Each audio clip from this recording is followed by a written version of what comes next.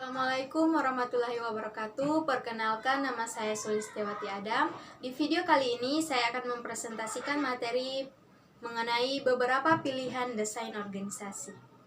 Yang pertama, pendukung konfigurasi standar. Sejak akhir 1970-an, makin berkembang pencarian untuk mengidentifikasi jenis-jenis organisasi yang sama.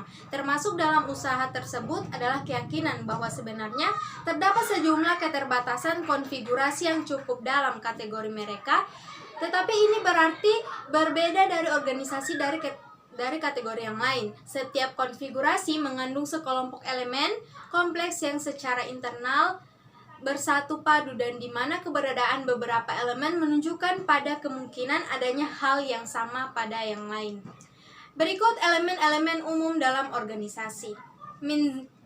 Mintzberg menyatakan bahwa setiap organisasi mempunyai 5 bagian dasar. Yang pertama, the operating core, yaitu para pegawai yang melaksanakan pekerjaan dasar yang berhubungan dengan produksi dan produk dan jasa.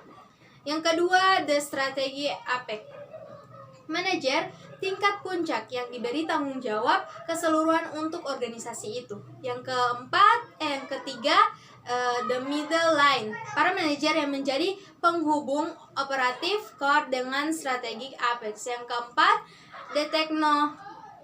the technostruktur, para analisis yang mempunyai tanggung jawab untuk melaksanakan bentuk standarisasi tertentu dalam organisasi. Dan yang terakhir, the support staff, orang-orang yang mengisi unit staff yang memberi jasa pendukung tidak langsung kepada organisasi.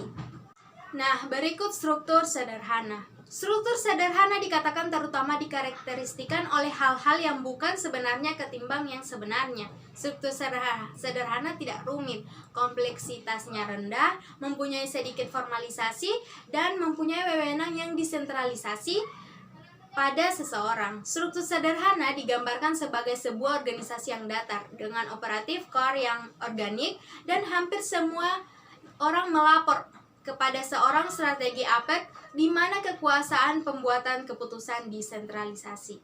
Kekuatan struktur sederhana terdapat pada kesederhanaannya, sedangkan kelemahannya yang paling dominan dari struktur organisasi adalah penggunaannya yang terbatas. Berikut birokrasi mesin. Standarisasi, itulah konsep utama yang membawa semua birokrasi mesin.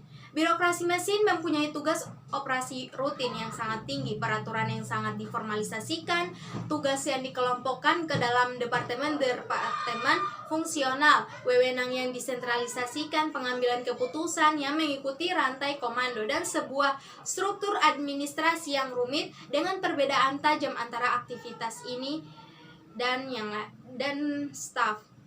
Kekuatan utama dari birokrasi mesin terletak pada kemampuannya untuk melakukan aktivitas yang distandarisasi dengan cara sangat efisien. Sedangkan kelemahan utama lainnya dari birokrasi mesin adalah sesuatu yang pernah kita alami pada suatu saat. Kita harus berhadapan dengan orang yang bekerja dalam organisasi tersebut. Selanjutnya, birokrasi profesional. Pekerjaan yang dilakukan orang dewasa ini makin membutuhkan tingkat keahlian tinggi yang terspesialisasi.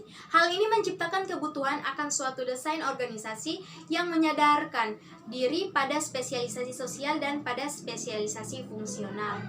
Nah, kekuatan birokrasi profesional adalah ia dapat mengerjakan tugas yang terspesialisasi. Sedangkan kelemahannya dari birokrasi profesional ini adalah sama seperti terdapat pada bentuk mesin. Berikut struktur divisional.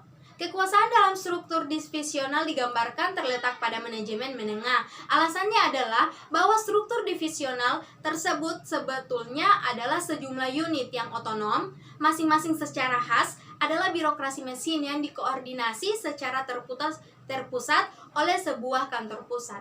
Salah satu kekuatannya adalah ia berusaha untuk mengobati masalah tersebut dengan cara menempatkan tanggung jawab penuh bagi sebuah produk atau jasa di tangan seorang manajer divisi.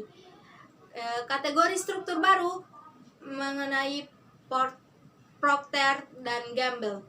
Desain baru tersebut mempertahankan para manajer mereka secara keseluruhan, namun menanamkan satu tingkatan manajemen baru di atas para manajer mereka tersebut. Selanjutnya, adhokrasi. Ini dicirikan oleh diferensiasi horizontal yang tinggi, diferensiasi vertikal yang rendah, fleksibilitas, dan daya tanggap yang tinggi. Kekuatannya yaitu tim dapat ditukar-menukar, sedangkan kelemahannya yaitu adanya konflik. Nah, baik, sekian presentasi dari saya. Lebih dan kurangnya saya mohon maaf. Wassalamualaikum warahmatullahi wabarakatuh.